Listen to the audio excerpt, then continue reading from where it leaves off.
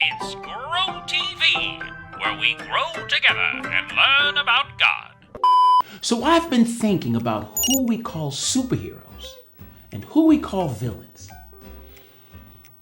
I mean, what makes a superhero and a villain the villain?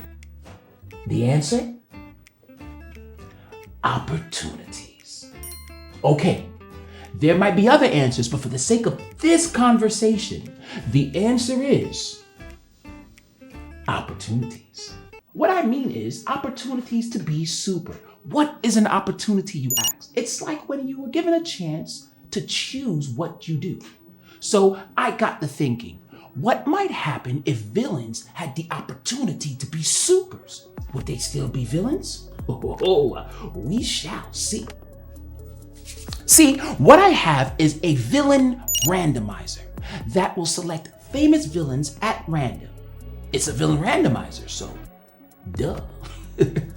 Then I also have a super opportunity randomizer, which will give us a random opportunity to be super at random. You get it. We'll match up the random famous villain with the random opportunity to be super, and what will come out? The possibilities are endless. Possibly villains turning into superheroes before our very eyes, or they just might stay villains. We shall see. Okay, let's rev up the random villain randomizer. It's Captain Hook, one of the most famous iconic villains of all. With a hook for a hand, will never ever leave Peter, Wendy, and those poor lost boys alone. All right now, let's rev up the super opportunity randomizer. You see someone about to cross a busy street and their shoe is dangerously untied. Okay, this is simple and a super opportunity to be super and not a villain. Let's put the two together. I will act out Captain Hook's response. Oh no, I'm Captain Hook. I'd like to help this person tie their shoe, but I have a hook for a hand. Arr. I'll just end up scratching their foot, getting frustrated and putting the hook through a nearby car window. Well, that didn't work. Hey, what's up? I'm just playing a game to see if supervillains could be superheroes if only they had super opportunities. That is an interesting thought. Opportunities to be super can change things quite a bit. I don't know if they can make a supervillain look like a superhero, but they can change people's lives. That's what happened with Ruth and Naomi in the Bible. For real? Yo, how so? Well, it's a story from the book of Ruth, chapter 2. There wasn't enough food for everyone in a place called Bethlehem. Wait. Isn't that where Jesus was born? Yes, that would come later. So, because there wasn't food, people moved away, including Naomi and her family. The sad thing was, Naomi's husband and sons died. So, she was left with her sons' wives, Ruth and Orpah. Oh, that's sad. Very sad. But the women loved each other very much. Then Naomi got some good news. Oh, well, thank goodness. Yeah. God provided food for the people living back in Bethlehem again. So Naomi and Ruth decided to move back. That must have been a brave thing to do. Like, kind of heroic. Very much so. Because they still needed to figure some things out when they got there. Like, where would they stay and how would they find food? Naomi was from Bethlehem, but Ruth was not. But God gave her an opportunity to take care of herself and Naomi. And an opportunity to be super. Exactly. Ruth went to a farm to pick up the leftover grain. The field she was working in belonged to a man named Boaz. Boaz? That's a fun name. Boaz! Boaz noticed Ruth and found out that she was the one who came back to Bethlehem with Naomi. Boaz told Ruth to keep gathering grain in his field. He even invited her to eat with the rest of the workers. Whoa, that was like a super opportunity for Boaz too. For sure.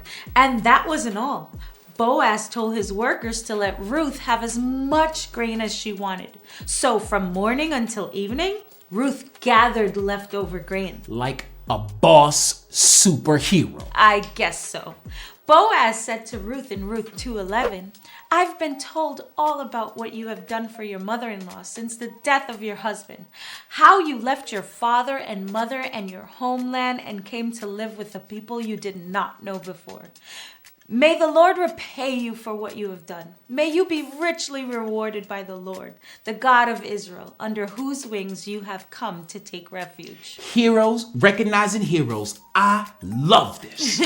Ruth brought the grain home, and Naomi saw that it was a lot. Ruth told Naomi all about Boaz and his field. Naomi was happy to hear this because Boaz wasn't a stranger. He was part of Naomi's family. God gave Ruth an opportunity to find food and take care of herself and Naomi. God gave Boaz the opportunity to show kindness to someone he didn't know.